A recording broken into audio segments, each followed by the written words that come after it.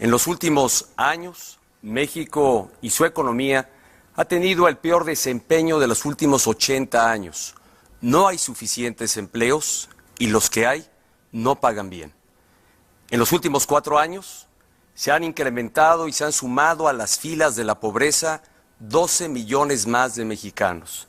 Y de ellos la mitad no tienen o no les alcanza para comer. Y por si esto fuera poco, hay que decir que la ola de violencia y de inseguridad amenaza tu vida y tu libertad. Buenas noches. Comienzo con una afirmación. Todos los mexicanos sabemos que las cosas no marchan bien en el país. En eso hay consenso, hay acuerdo. Pero no todos alcanzamos a comprender por qué caímos en esta crisis. Y menos sabemos muchos quiénes son los responsables de la actual tragedia nacional. México es uno de los países con más recursos naturales en el mundo. A pesar de que nos han saqueado por siglos, todavía hay petróleo, gas, oro, plata, cobre, buenas tierras para la producción agropecuaria, agua en abundancia. Y el mejor recurso de México es su pueblo, bueno, noble, trabajador. No hay ninguna razón humana, natural, geográfica para esta decadencia. Tampoco es por la mala suerte, por el destino, por la fatalidad. Esto que está sucediendo, y es mi punto de vista y quiero compartirlo con ustedes, se debe a que un grupo se ha venido apoderando de todo. Se debe al mal gobierno. De eso quiero informarles en el transcurso de este debate, quiero informar, quiero concientizar, quiero decirles que sí hay salidas, que sí vamos a lograr la transformación de nuestro país. El próximo 1 de julio, ustedes, los jóvenes, las mujeres, los migrantes, las familias, van a decidir el futuro de México. Yo quiero ser presidenta para estar al lado de sus familias. Yo quiero ser presidenta porque tengo la sensibilidad como mujer para escucharlos. Tengo el valor para defender y proteger a sus familias. Y tengo la determinación, sin duda, de hacer lo correcto. Es tiempo de la verdad. Veremos un debate entre 3 políticos y un ciudadano. Ahora, México puede acabar con la pobreza. México puede ser un país desarrollado, rico y próspero, y ambientalmente sustentable, si empezamos ahora. México requiere una nueva revolución que transforme sus políticas energéticas, fiscales, laborales, desde luego educativas, y también sus políticas en materia de ciudades, del campo y también del medio ambiente. Yo soy un ciudadano, soy ingeniero civil, tengo maestría en economía y estudios de doctorado. He sido empleado, funcionario público, también he participado en organismos empresariales. Soy empresario. He trabajado toda mi vida para México.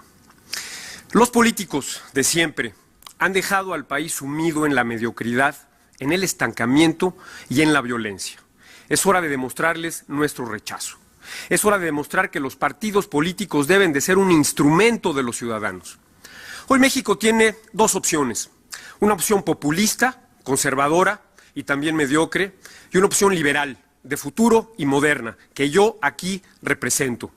Somos en América Latina el país que menos ha crecido. Y cuando otros países como Brasil, como Colombia, como Perú, han crecido 2 y 3 veces más que México. He venido proponiendo públicamente cuáles son las acciones para que México retome el camino del crecimiento económico, para poder generar los empleos que el país demanda. Y entre esas acciones, una que es central, es el de la competencia. Competencia significa darle a los mexicanos la oportunidad de tener acceso a productos y servicios que compitan en calidad y en precio.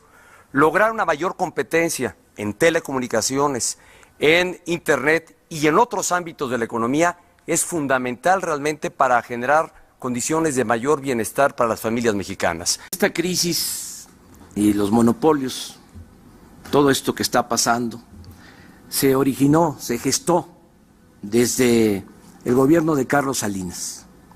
Él tomó la decisión de conformar un grupo compacto con sus allegados y entregó bienes de la nación, bienes del pueblo, con el señuelo, con la gran mentira de que las privatizaciones nos iban a traer progreso y bienestar.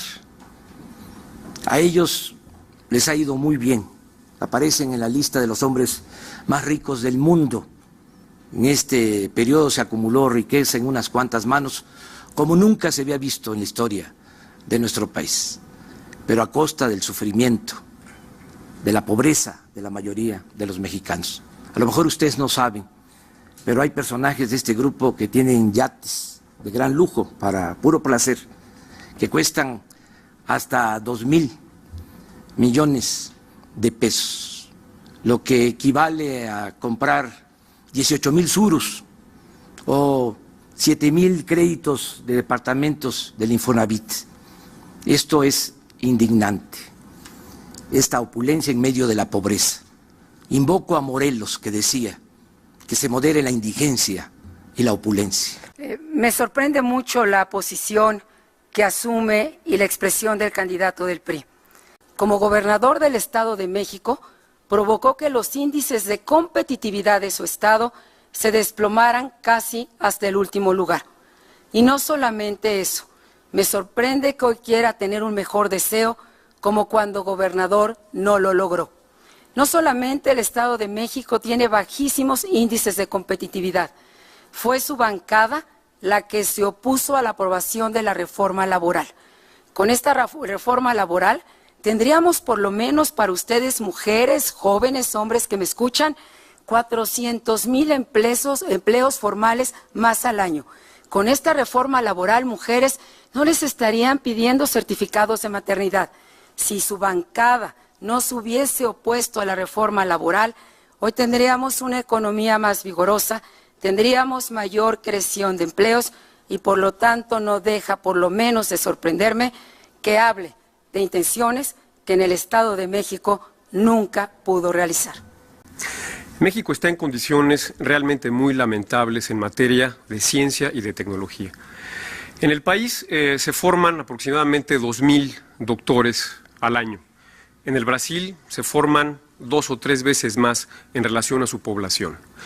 En México, en el año 2000, 185 doctores ingresaban al Sistema Nacional de Investigación. Hoy esta cifra se ha reducido drásticamente. Hay desencanto, hay falta de esperanza entre los especialistas, entre los investigadores, entre los doctores. México necesita desarrollar su política de ciencia y tecnología.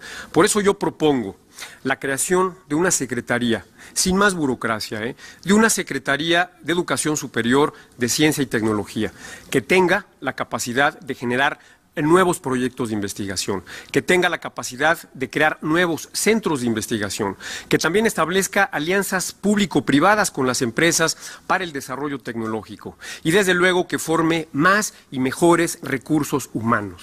Josefina, antes tendría que decirle que creo que las cifras que usted trae no son las correctas. El Estado de México fue la cuarta entidad que más inversión atrajo, si así es como ha de medirse lo que es competitividad. Fuimos el Estado que triplicó su red carretera y de autopistas que hoy circulan por la entidad, de tal suerte lo que usted señala no tiene sustento alguno. Pero más grave aún, Josefina, si se trata de hablar con la verdad. El no haber llegado a acuerdos en su momento en quienes estaba la responsabilidad de concretarlos, me parece que es deslindar o querer repartir culpas por no haber logrado los acuerdos que se requerían. Y déjeme decir que a usted también falta la verdad, porque el no haber logrado los acuerdos en mucho se debió a su ausencia en la Cámara de Diputados, de la que más adelante me permitiré hablar.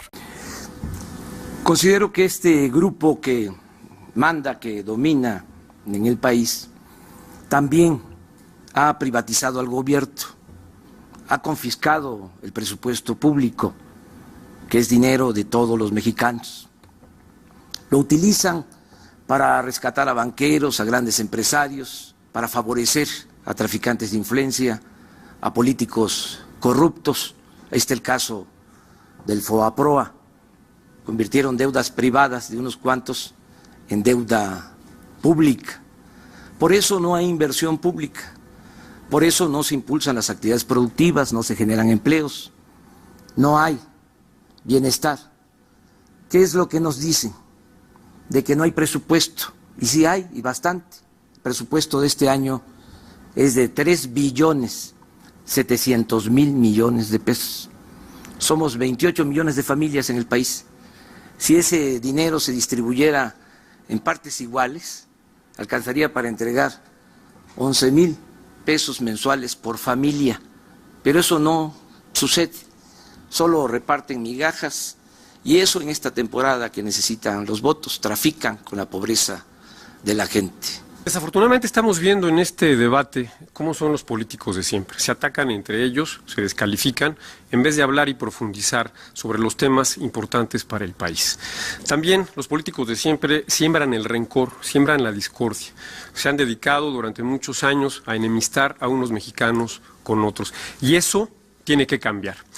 Mientras los políticos de siempre se pelean unos con otros, la presidenta del Brasil, Dilma Rousseff, hace apenas unas semanas, estuvo en Harvard, estuvo en MIT, estuvo en Yale, firmando acuerdos con las universidades, que son estas universidades que son de las mejores del mundo, para formar a los cuadros de doctores brasileños en esas universidades. Brasil está formando 6,000 o 7,000 doctores al año, mientras nuestros políticos se pelean unos a otros. Me llama la atención que el señor Andrés Manuel López Obrador proponga la desaparición del Estado y que se repartan 3.7 billones de pesos entre todos. Para alguien de izquierda es algo realmente difícil de comprender. CONACYT tiene un presupuesto muy pequeño en México. Propongo que también ese presupuesto se aumente, transfiriendo recursos de los subsidios a los combustibles a la investigación científica y tecnológica. No es posible que México gaste muchas veces más en subsidiar a los combustibles que en desarrollar su tecnología. CONACYT debe fusionarse entonces en esta nueva Secretaría de Ciencia y Tecnología para promover el desarrollo de México. Son realmente los que mandan. Los políticos están de parapetos, nada más. Muchos de los que realmente mandan ni siquiera dan la cara. ¿Cómo dominan? Tienen el control del PRI y del PAN y usan a un partido o a otro de acuerdo a lo que les conviene. En el 2006 nos cerraron el paso porque no quieren ningún cambio, aunque terminen de arruinar a México y de desgraciarnos a todos. Nos cerraron el paso, alinearon al PRI, los gobernadores del PRI, apoyaron al PAN. Ahora que ya no les funciona el PAN, han echado a andar una operación de recambio para hacernos creer que si regresa el PRI a la presidencia las cosas van a mejorar. ¿Ustedes creen realmente que si regresa el PRI a la presidencia y toco el atril, que no es madera, las cosas van a mejorar en el país? Ahí les dejo eso de tarea, de reflexión. Ahí queda eso. Vámonos por un camino del todo nuevo. Y México, de acuerdo a esta gráfica, está doblemente corrupto que hace 12 años. Hace 12 años ocupábamos el lugar número 52 en corrupción, hoy ocupamos el lugar número 100 en una lista de 180 países que va del 0 hasta el 180 y donde el último es el peor. Que primero, Andrés Manuel, habrá que recordar que los únicos partidos que han hecho alianza contra el PRI en las últimas elecciones ha sido justamente el PAN y el PRD, que se han unido para combatir al PRI. Si algunos habría que parecerse, son justamente estos dos partidos. Segundo, decirle a Josefina que seguramente la información que sus asesores le dieron es incorrecta. El Estado de México disminuyó en términos reales su deuda en 25%. Las calificadoras internacionales elevaron la condición de deuda en 7 niveles durante la administración de la que fui responsable. Y debo además señalar, regresando al tema fiscal, que me parece que es imprescindible y fundamental realmente darle impulso a una reforma fiscal que nos permita tener impuestos justos para que realmente los mexicanos paguen los impuestos que deben de pagar y no más de ello, que cumplan el objetivo de ser impuestos progresivos, que significa que quien más gana pague más impuesto y viceversa, el que menos ingreso tenga obviamente una carga tributaria menor. Y además revisar las atribuciones fiscales de los 3 niveles de gobierno para que sean corresponsables de la recaudación, pero sobre todo para que recaiga en ellos la responsabilidad de rendir mejores cuentas. No ha funcionado la actual política económica, ahí están los resultados. No ha habido crecimiento de la economía en 29 años, desde que están aplicando la llamada política neoliberal. Y si no hay crecimiento económico, no hay empleo. Y si no hay empleo, no hay bienestar. Y si no hay bienestar, no puede haber paz y tranquilidad social. Por eso es precisamente que hay inseguridad, que hay violencia. Yo sostengo que este grupo que domina pueden imponerse porque son también dueños de los medios de comunicación más influyentes del país, y así es como manipulan, así es como administran la ignorancia en el país. Ellos son los que deciden qué informan, qué no informan, a quién alaban, a quién destruyen. Por ejemplo, este debate no se está transmitiendo en los canales de más audiencia, porque a los dueños de los medios de comunicación no les conviene, no quieren que sepan los mexicanos quién es realmente Enrique Peña Nieto. Eso es lo que han venido haciendo. Ahora, en un acto de arrogancia, quieren suplantar el derecho del pueblo a elegir libremente y con información a su autoridad. Quieren con la publicidad, con la mercadotecnia, imponer a Enrique Peña Nieto. Eso está por verse. Qué bueno que está dando este debate. Por eso estoy más que nada informando. Imagínense, solo hay 2 canales de televisión que dominan, hay un monopolio de la comunicación en nuestro país. Vamos a democratizar los medios de comunicación. Yo le diría a Andrés Manuel, si la televisión hiciera presidentes, usted sería presidente, Andrés Manuel. Porque en su gestión como jefe de gobierno destinó más de 1,000 millones de pesos, y tengo aquí los documentos que lo acreditan de la cuenta pública que entonces usted presentara, para la comunicación social. Y esto representa el doble de lo que el gobierno del Estado de México destinó a comunicación social. Josefina, tendría yo que decirle que el indicador que usted señala de Transparencia Mexicana, seguramente sus asesores no le informaron bien. No solo mide la gestión de gobierno, donde el Estado de México fue uno de los mejor evaluados y calificados y donde dio pasos importantes en materia de transparencia. Creamos, lo que no ocurrió en otras partes, un organismo autónomo para la transparencia en el Estado de México. Hicimos reforma constitucional para este propósito y así hemos sido evaluados en esta materia. Si fuese cierto lo que dice Enrique Peña Nieto, bastaría nada más con aclarar de que no es cierto lo que él plantea, desde luego. Pero tengo un documento que voy a mostrar. Dice 1,000 millones en el sexenio. Es correcto. ¿Sí? Bueno, usted nada más le entregó a Televisa en el primer año, 600 millones. Si fuese cierto. Y ahorita le voy a mostrar el documento. Para los que creen que exagero, cuando digo que la televisión puede imponer al próximo presidente de México, es cosa de ver la historia. Santana, por él nos quitaron más de la mitad de nuestro territorio, pero después de esa gran tragedia nacional, como era tanta la confusión que había, la desinformación, se resolvió ir a Colombia, donde estaba en el exilio, para traerlo de nuevo, para que regresara como presidente. El ideólogo de los conservadores, Lucas Alamán, le escribió a Santana diciéndole que no se preocupara, que no había problema, porque ellos controlaban a la mayoría de los periódicos de la capital y a la mayoría de los periódicos de provincia, y que así dirigían la opinión pública. Por eso, no nos dejemos apantallar, nos pueden llevar al despeñadero. Preocupación mayor y ha puesto en riesgo su propia libertad. Y es claro que el crimen organizado hoy actúa con mayor sofisticación y consecuencia de ello es que tengamos en los centros penitenciarios, en varios casos, fugas que lamentablemente no debieran de ocurrir si hubiera una auténtica política penitenciaria en el país. La condición actual demanda del Estado mexicano una definición puntual para reordenar el sistema penitenciario del país, para establecer condiciones homogéneas en todo el país, tanto para las cárceles estatales como para las cárceles, que son muy pocas, que tiene el gobierno federal, para los reos que son sentenciados por delitos del fuero federal.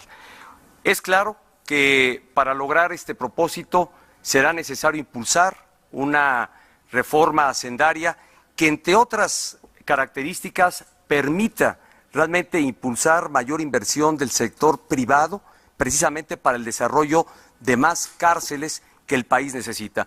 Y coincido en que valdría la pena revisar las condiciones de varios de los reos que purgan condena, que bien podrían entrar a sistemas de preliberación, precisamente por no ser responsables de delitos. Muchas gracias. Y bueno, ahora escuchamos a Andrés Manuel López Obrador. Bueno, aquí tengo los datos, se los voy a entregar, aquí están los papeles. Exactamente 691 millones de pesos, 691 millones de pesos, 2005-2006, se los voy a entregar. ¿Quién es realmente Enrique Peña Nieto? Esto no se sabe, porque lo protegen mucho los medios de comunicación, en particular las televisoras y en especial Televisa. Es hechura de su tío, Arturo Montiel, gobernador del Estado de México, que fue acusado de corrupción, cuya fortuna se calcula en 600 millones de pesos. Peña fue secretario de Administración en el gobierno de Montiel, y Arturo Montiel lo impulsó para que fuese el candidato al gobierno del Estado de México. Cuando acusaron a Montiel, ya estando Peña de gobernador, de corrupción, pues obviamente lo exoneró. Voy a terminar mi tiempo mostrando unas fotos, porque esto no se ve en la televisión.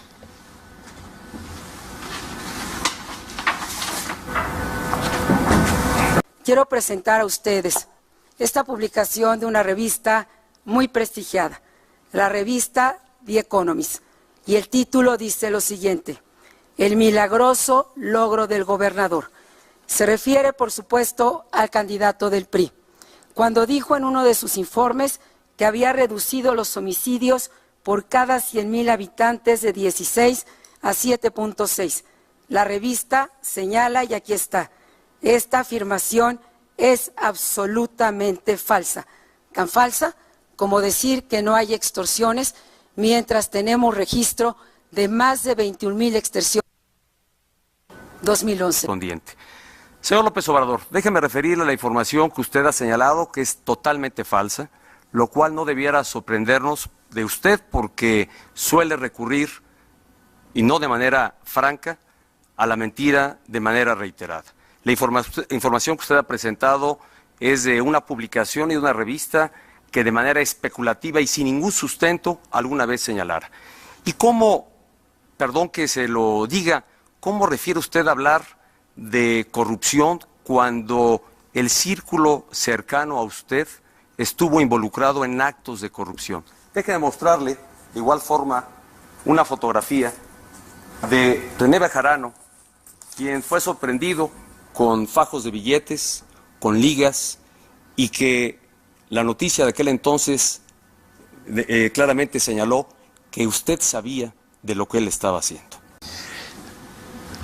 Esta información es publicada, hay hasta un libro, está a detalle en qué Televisa va a apoyarle, desde luego en publicidad. Existe esta información. Acerca de lo que dice de Bejarano, le agregaría también Ponce. Fíjense cómo son las cosas, cómo es este mundo. Ponce, secretario de Finanza en el tiempo que fui jefe de gobierno, está en la cárcel, lleva 8 años. Bejarano también fue a la cárcel. Y usted, que fue secretario de Administración de Montiel, está aquí, de manera inexplicable o explicable, si vemos lo que voy a mostrar ahora. Los que mandan en el país escogieron a Peña Nieto para proyectarlo. ¿Quiénes son los que le están impulsando? ¿Quiénes son los jefes, los padrinos de usted? También esto no se va a ver en televisión. Pues no, porque está al revés. ¿Ah, sí? Ah, bueno. Es el mundo al revés. Mire. Muy bien. Los ciudadanos que me están escuchando deben volver a confiar en el Ministerio Público como una instancia que los va a defender. Necesitamos triplicar casi el número de ministerios públicos y tener sobre ellos una supervisión y una capacitación cada vez mayor y mejores abogados para que metan a los criminales a la cárcel. A quienes pareciera se hubiesen puesto de acuerdo, PAN y PRD nuevamente, porque viene el día de hoy con la navaja muy afilada y dando poco espacio, ellos teniendo el doble de tiempo que un servidor para presentar las propuestas. Dejo muy en claro mi compromiso para realmente impulsar la modernización dentro del Poder Judicial de la Federación con mayores recursos y lograr realmente el implantar los juicios orales penales que nos permita que este Poder Judicial realmente cumpla con la máxima que marca nuestra Constitución de dictar justicia pronta y expedita. Le quiero responder adicionalmente a López Obrador que el caso del licenciado Montiel fue turnado en su momento a la Procuraduría General de la República, la cual fue encargada de deslindar las responsabilidades correspondientes. Y solo señalo otro caso, señor López Obrador, que verdaderamente me parece impropio de un partido, el que hablando y enarbolando la bandera de la justicia y de la legalidad y del combate al crimen organizado, se olvida que uno de los suyos fue llevado en una cajuela, introducido a la Cámara de Diputados para que asumiera el fuero Julio César Godoy, que le recuerdo, hoy es un prófugo de la justicia. Yo creo que el Ejército es una institución fundamental para nuestro país. Tenemos que cuidar esa institución. Tenemos que tener una muy buena Policía Nacional, Federal. Desde luego, esto va a implicar formar a esa policía, adiestrarla, sobre todo moralizarla. Y en esa medida de que tengamos esta policía, tiene que ir saliendo el Ejército de las calles. Pero hay que cambiar, sobre todo, la estrategia en todo lo que tiene que ver con el combate al crimen organizado. Primero, se tienen que atender las causas del delito. Tiene que haber trabajo, tiene que haber bienestar, a los jóvenes. La paz y la tranquilidad son frutos de la justicia. El tiempo que me queda, nada más, miren las coincidencias. Esta es la campaña del 88, Salinas, el 88. Mi compromiso, ¿le suena esto? Mi compromiso con Durango, que iba a ser la carretera, por ejemplo, Durango-Mazatlán, llevan 24 años. Él no la inició y todavía no terminan esa carretera. Luego dice, voy a hacer un estudio de factibilidad para construir el ferrocarril en Durango. Pues yo creo que le entregó el estudio de factibilidad a Zedillo, porque lo que hizo Zedillo fue vender los ferrocarriles nacionales. Necesitamos, por eso, que haya un verdadero cambio, hablar con la verdad, ya basta de mentiras. Aquí está mi compromiso y mi compromiso y mi compromiso. Puras mentiras, pura publicidad, y así quieren imponer a Peña Nieto. El caso de la niña Poled seguirá siendo un misterio. Hago un reconocimiento a las Fuerzas Armadas por la valentía con que han estado al lado de los ciudadanos. Vamos a trabajar sin duda para que los gobernadores cumplan también con su responsabilidad.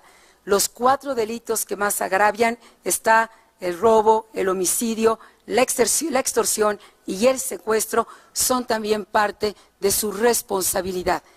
Josefina, qué lamentable que quiera usted revivir su campaña en la muerte de una niña, lucrando con un lamentable accidente que enlutó a un hogar y que hoy usted pretende realmente sacar ventaja política de este hecho. Solo quiero referirle que la información precisa sobre este caso está en la página de internet de un servidor que tiene un vínculo precisamente con la información que en su momento la Procuraduría de Justicia del Estado puso a disposición de toda la población para conocer en detalle el caso al que me he referido. Segundo, tiene usted razón, Andrés Manuel, soy el candidato del compromiso. Lo fui como gobernador del Estado de México. Me comprometí a cumplir compromisos en mi estado y al término de mi gestión todos fueron cumplidos. Y hay acreditación puntual, fehaciente, que así lo señala. Pasa por mantener, por ahora, a las fuerzas del orden, a la Armada y al Ejército, donde se necesita. Así me he comprometido para hacerlo en Veracruz, lo habré de hacer para Tamaulipas, para Coahuila, para Guerrero, para Michoacán. Estados que obviamente no pueden retirarse al Ejército hasta en tanto no haya condiciones óptimas para que el Ejército gradualmente regrese a sus cuarteles. Compromisos del Estado de México. ¿Qué hizo usted realmente? Privatizar todos los servicios públicos, entregar concesiones para las carreteras, privatizó hospitales. Eso es lo que usted hizo, le entregó a una empresa española la construcción del segundo piso de paga. Yo construí un segundo piso cuando fui jefe de gobierno en la Ciudad de México, de ahí nos copió, con la diferencia de que aquí no se paga por el segundo piso. En el Estado de México, yo creo que con este dato es más que suficiente. Hay 1.200.000 seres humanos, personas, en pobreza extrema. Ese es el dato que puedo decirle. ¿Y cómo es que ganan las elecciones ustedes, el Estado de México? ¿Cómo ganó Erubiel? Con el apoyo de usted. Con la efectiva, engañando a la pobre gente. ¿Qué decía Erubiel? Aquí tengo la información. Miles, millones de estas tarjetas. Yo, Erubiel Ávila, me comprometo a implementar los siguientes programas sociales desde el primer día de gobierno. Y le pedían a la gente que escogiera dos opciones, con la efectiva. Es fundamental invertir en cultura. Creo profundamente que la cultura es un camino de reconstrucción de la paz. Cuando un niño toca un instrumento musical, difícilmente va a tocar un arma. Vamos a recuperar los espacios públicos y la participación de la sociedad civil resulta sin duda indispensable. Pero la otra agenda en la que no voy a rendir a sus familias frente al crimen es con esta Policía Nacional de Disciplina Militar. Vamos también, y es una de mis propuestas, a eliminar el fuero a toda la clase política sin excepción. Y estoy pidiendo que quienes me acompañen logremos la máxima pena a los políticos cómplices del crimen organizado, cadena perpetua, como la que debiese tener este extesorero del exgobernador Moreira, hoy prófugo de la justicia y acusado nada más ni nada menos que de lavado de dinero y complicidad con el crimen organizado. Por cierto, no quiero dejar de comentarlo. Vamos a tener que fortalecer las acciones y la economía del campo mexicano para fortalecer a los más vulnerables y a los más pobres. Y también una de mis propuestas no es solamente que se acabe el fuero y cadena perpetua, sino quitar plurinominales y la mitad del Senado. Muchas gracias. Especialmente del candidato López Obrador, con respecto a los segundos pisos, me parece que es inadecuado financiar con recursos públicos una infraestructura que va a ser utilizada por grupos privilegiados que son los automovilistas, en vez de promover el transporte colectivo. Yo estoy de acuerdo con que estas obras viales sean de cuota. Andrés Manuel, yo creo que se burla usted de los mexiquenses y de nuestro sistema democrático al no reconocer el sentido de preferencia que los mexiquenses decidieron en su momento. No se puede usted burlar de más de 3 millones de mexiquenses que votaron por el partido que yo represento y que al hacerlo, en alguna forma también emitieron su evaluación a la gestión de mi gobierno, que había cumplido con sus compromisos y de tal suerte que en algo que sé que a usted no le gusta, el día de la elección mi partido ganó con el 65% de la votación. Respetemos nuestra democracia. Pues ganan elecciones en el Estado de México porque utilizan dinero a raudales, tienen los medios de comunicación y trafican con la pobreza de la gente, engañan.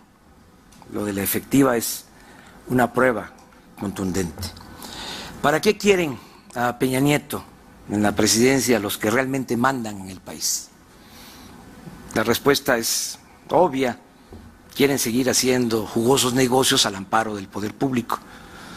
Quieren seguir con la política de pillaje.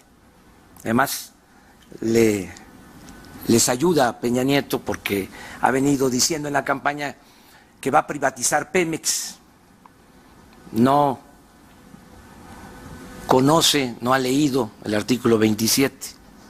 Pemex no es del gobierno, es de la nación, es del pueblo de México. Su asesor principal, Videgaray, que también viene del gobierno de Salinas, fue asesor de ASPE, dijo a una publicación en Estados Unidos que la primera acción de Peña va a ser la privatización de Pemex. El regreso del PRI a la presidencia sería como el retorno de Santana, acabarían con todo, se los puedo asegurar.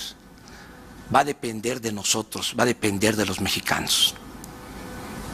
Y esa es justamente mi propuesta central para combatir la pobreza.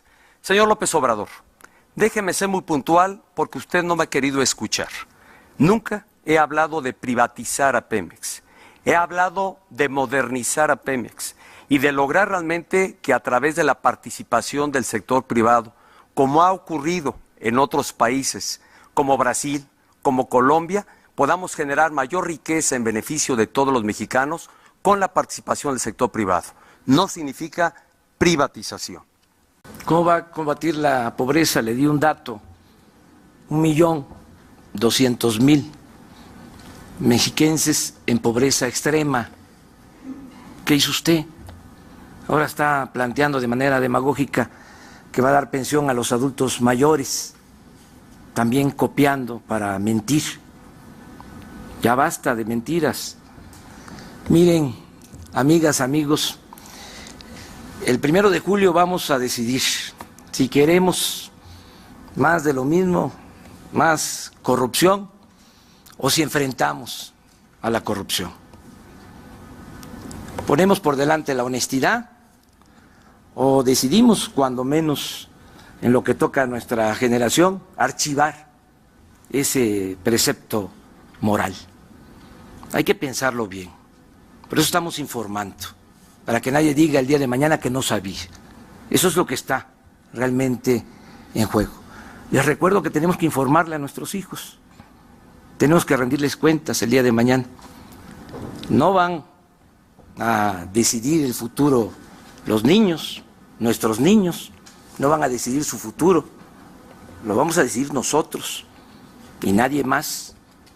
Por eso, actuemos de manera consecuente. Muchas gracias. Josefina, vuelvo a repetir lo que hace un momento expresé, porque al escucharle veo varias buenas intenciones, buenos deseos, pero poca capacidad para ejecutar. Y la pregunta vuelve a ser, ¿por qué no se ha hecho? Y yo le respondería, México, como usted lo postula, tiene que ser diferente y por eso, insisto, no pueden seguir gobernando los mismos. Yo creo que en el fondo lo que tenemos que tomar en consideración es que hay dos opciones, dos proyectos, dos caminos. O más de lo mismo, que ya saben lo que es, no voy a dedicar tiempo a eso, o un cambio verdadero. ¿Qué es el cambio verdadero? El cambio verdadero es terminar con la corrupción, acabar la corrupción. Nada ha dañado más a México que la deshonestidad de sus gobernantes. Eso es lo que ha dado al traste con todo. Esa es la causa principal de la desigualdad social, de la desigualdad económica y también en buena medida por la corrupción imperante es que se desató esta crisis de inseguridad y de violencia. Sí, soy diferente y soy muy diferente al candidato del PRI. Por eso es el gobierno que no queremos que regrese. Soy diferente porque en mi gestión como secretaria de Desarrollo Social logramos que 9 millones de mexicanos superaran la pobreza, mientras, como ya se ha dicho aquí, el Estado de México entregó cuentas muy diferentes. Sí, soy diferente, porque he tenido una trayectoria de honestidad y puedo verlos a los ojos. Sí, soy diferente, porque vengo de 2 gobiernos que no han endeudado ni hipotecado la vida de sus hijos. Soy diferente porque vengo de un proceso democrático de mi partido y no me ungió un presidente de partido como el candidato del PRI, cuyo tesorero está prófugo de la justicia, acusado de lavado de dinero. Sí, soy diferente, porque Qué bueno que ya no rebate con Transparencia Mexicana como el segundo estado de mayor corrupción. Soy diferente porque tengo una convicción ciudadana y lo soy porque estoy convencida que este es el camino de las libertades y también de la justicia. Lo soy porque los he escuchado a ustedes. No quiero para sus hijos ni para mis hijas este México que hoy se propone, que logró desplomar la calidad educativa en su estado, del lugar 11 al 29 en la prueba enlace. Muchas gracias. Josefina, perdóneme que insista y regrese al tema que no ha podido responder. ¿Por qué no estuvo usted presente en la Cámara de Diputados cuando era su obligación? Cobró como si hubiese estado y estuvo ausente 7 de cada 10 veces que hubo votación en la Cámara de Diputados. Sé que es una pregunta que le incomoda, que evade, que no responde. Los mexicanos queremos una respuesta. Yo sostengo, y esa es la esencia de mi propuesta, que si combatimos la corrupción y hay austeridad, vamos a ahorrar desde el primer año 600,000 millones de pesos. Y con ese dinero vamos a impulsar el desarrollo, vamos a crear empleos, vamos a mejorar la educación. Esa es mi propuesta de manera especial. ¿Qué es austeridad? Es terminar con los privilegios de la alta burocracia. El 3% de los que trabajan en el gobierno, los de mero arriba, se dan la gran vida. Los altos funcionarios del gobierno ganan el doble de lo que ganan los altos funcionarios del gobierno de Brasil. Mi propuesta es reducir a la mitad los sueldos de los altos funcionarios públicos, empezando por dar el ejemplo. Voy a predicar con el ejemplo, voy a ganar la mitad de lo que gana el que actualmente ostenta la presidencia de la República y vamos a terminar con toda la parafernalia del poder. Antes de iniciar me gustaría subrayar el asombro que me causa el que los políticos no contesten las preguntas que se les hacen y que no les interese mayormente el tema de la conservación. Por cierto, en respuesta al candidato López Obrador, quisiera decirle que bajar los precios de la gasolina no solamente es un sinsentido económico, ambiental y en materia de cambio climático, es un sinsentido social. Hay muchos estudios que demuestran que los subsidios a la gasolina benefician a los más ricos y los pobres realmente salen perjudicados por todo esto. Los subsidios a la gasolina son la principal fuente de emisiones de gases de efecto invernadero en el país, lo que más provoca estas emisiones de gases de efecto invernadero. Y vale la pena subrayarlo, México gasta más en subsidiar la gasolina que en prácticamente todos los programas y todos los esquemas de gobierno. Gastamos 5 veces más en subsidiar la gasolina que en combatir la pobreza. A mí eso no me parece aceptable. Quiero decirle a Josefina, quien realmente viene hablando e insistiendo en que se hable con la verdad, porque la campaña que viene promoviendo de manera agresiva contra la campaña de un servidor no se sustenta en la verdad. Y la quiero invitar, Josefina, para que personalmente usted y yo vayamos a verificar el cumplimiento de los 608 compromisos que hice en el Estado de México. No se deslinde de esta campaña que su partido viene haciendo y que usted señala que no es tema suyo, sino de su partido. Al señor López Obrador, que habla de... Se me va a acabar el tiempo, Andrés Manuel. Lo dejaré para una segunda ocasión. Pues ya Muchas gracias. Amigas, amigos, conozco todos los municipios de México y he recogido los sentimientos de la gente. Tengo experiencia. Sé lo que se necesita llevar a cabo para lograr el renacimiento de nuestro país. Vamos a transformar a México. Les invito a eso. Vamos a utilizar al sector energético como palanca del desarrollo.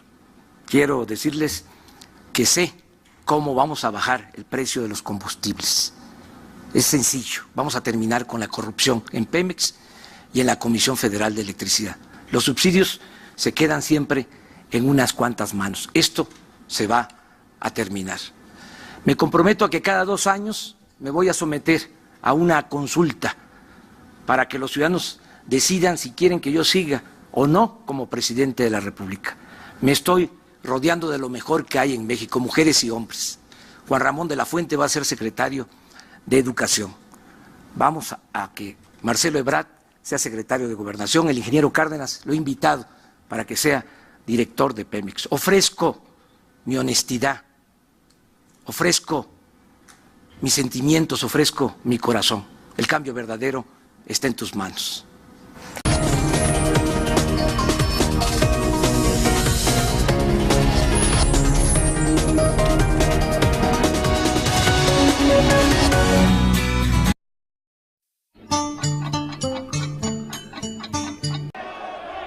Protesto guardar y hacer guardar la Constitución y las leyes que de ella emanen y desempeñar leal y patrióticamente el cargo de presidente de la República que el pueblo me ha conferido.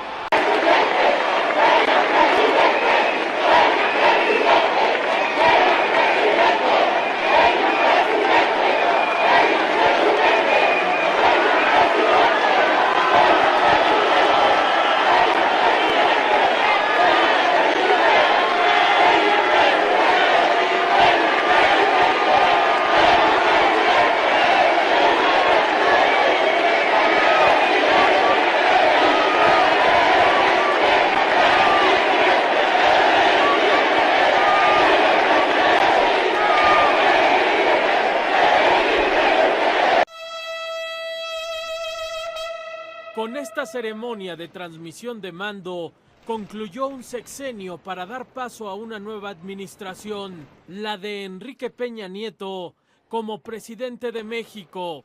En punto de las 12 de la noche, en Palacio Nacional, se llevó a cabo la ceremonia de transmisión de mando. El presidente saliente, Felipe Calderón, hizo entrega de la bandera de México al presidente Enrique Peña Nieto. El ciudadano presidente de los Estados Unidos mexicanos hará la entrega del lábaro patrio al ciudadano Enrique Peña Nieto, presidente electo de los Estados Unidos mexicanos. Al final de la ceremonia se escuchó el himno nacional.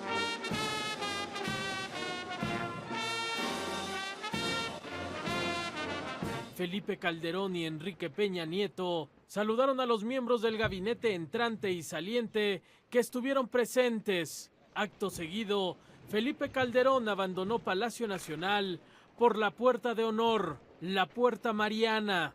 Ya en los primeros minutos de este sábado 1 de diciembre, Enrique Peña Nieto tomó protesta a los integrantes de su gabinete de seguridad. En cumplimiento a lo dispuesto por el artículo 89, fracción segunda, y 128 de nuestra Constitución, pregunto a los ciudadanos Miguel Ángel Osorio Chong, General Salvador Cienfuegos, Almirante Vidal Soberón Sáenz, a Manuel Mondragón y Cal, lo siguiente: protestan guardar y hacer guardar la Constitución política de los Estados Unidos mexicanos y las leyes que de ella emanen, y desempeñar leal y patrióticamente el cargo para el que han sido nombrados?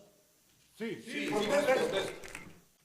Si así no lo hicieran, que la nación se los demande. Todo empezó en un baño de la Ibero, cuando el candidato del PRI se encerró para esconderse de un grupo de estudiantes. Al día siguiente todos los medios se rieron, menos la Organización Editorial de México. Para ellos fue un día soleado. Negó a su hijo fuera del matrimonio, pero después lo reconoció. Un año antes no supo decir cuáles eran sus libros favoritos. Yo Soy 132 se organizó y salió a las calles, y aún así ganó la presidencia, aunque el IFE aceptó que había dinero sospechoso. Y marchamos. Hubo detenciones arbitrarias, muertos y violencia, pero tuvo una toma de protesta sin protestas.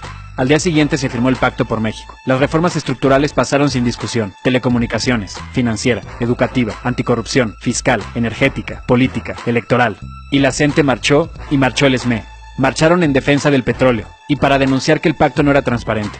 Pero pasaron las reformas, aunque no pudo decir el nombre del IFAI y nadie lo quiso saludar. En su primer informe no informó, prometió y se durmió Ángel Aguirre. Anunció alegre la captura del Chapo, pero no supo cómo se decía chilchota o influenza. Apareció en la portada de Time salvando a México, pero no supo tomarse una selfie. Pero sí amenazarnos con censurar y controlar internet. Se hizo pública la ejecución extrajudicial de Tlatlaya, aunque le preocupó más el chiste de no era penal. No teníamos que preocuparnos porque la corrupción es un asunto cultural. En septiembre desaparecieron los 43 de Ayotzinapa. Ni había pasado un mes de la investigación y el procurador ya estaba cansado. Pero no su hashtag, que revivió 10 veces. Como la reforma fiscal, que revivió de los muertos. Y el tren bala entre CDMX y Toluca, pagado por los mismos que regalaron la Casa Blanca, aunque haya sido producto del trabajo de la gaviota, según ella. Puso a un subordinado a investigarlo y seguimos esperando. Miles gritaron que renuncie, y quemaron la puerta del Palacio Nacional y su efigie. Pero él quería que ya superáramos a Ayotzinapa. En pleno Día de Reyes de 2015 hubo una masacre en Apatzingán, y anunció que iría a Juárez con imágenes del Paso. Se quejó de que ya no aplaudimos, pero seguro aplaudió el despido de Carmen Aristegui de MBS. Volvió a tener problemas con la geografía. Mujeres indígenas celebraron su cumpleaños y se le cayó el pastel. Otra vez escapó el Chapo. La gaviota no le quiso tomar la mano y él le aplica la revancha en París. En el Calceta Gate tuvo que aclarar que sí sabía ponerse los calcetines. Se le cayó la banda presidencial cuando nos intentó explicar su significado. Luego hizo el oso en la ONU. Y prometió carreteras que eran agujeros de gusano. Le regalaron el libro de la Casa Blanca y no supo ni qué hacer. Lo bueno es que la Marina sí, porque volvieron a capturar al Chapo, justo a tiempo para firmar un acta para legalizar la mota, medicinal, claro, y el matrimonio igualitario. Luego la CENTE le declaró la guerra a Nuño, mientras Peña no daba una en Canadá. Osorio Chong le hizo paro al titular de la CEP y dialogó con la CENTE, y a Peña le gritaron asesino. Oaxaca y Chiapas se paralizaron por las marchas del magisterio, mientras se subastaba el petróleo de todos los mexicanos, e iniciaban las campañas presidenciales en Estados Unidos. Standard & Poor's confirmó que estamos tan endeudados que ya no nos quieren prestar. No como a Peña, que se tomó prestados cachos de otras tesis para la suya. Nos anunciaron ligeros aumentos en el costo de las gasolinas, días antes de que Trump viniera a saludar a Peña y burlarse de todos nosotros. Estuvo tan mal la visita que Videgaray renunció a Hacienda, y Meade lo reemplazó. Obama y Peña tuvieron un encuentro muy incómodo en el G20, y la PGR declaró prófugo a Javidú, el que no escaparía. Trump ganó la presidencia, y la cruda le pegó al peso, mientras Agustín Carstens prefería dejar Banjico. 2017 empezó con gasolinazos. Y EPN nos dijo que matamos a la gallina de los huevos de oro, cuando en todo el país la gente se organizaba para protestar. En Mexicali, Mexicali Resiste sigue organizando y resistiendo. De regalo de despedida para Obama le dimos al Chapo, aunque se nos escapó otro Duarte. En Palmarito grabaron a soldados ejecutando extrajudicialmente a sospechosos, y desde abril del 2017 hemos vivido el mes más violento de los últimos 20 años, cada mes. Pero Peña pierde el sueño con una muchacha guapa que le dio un beso.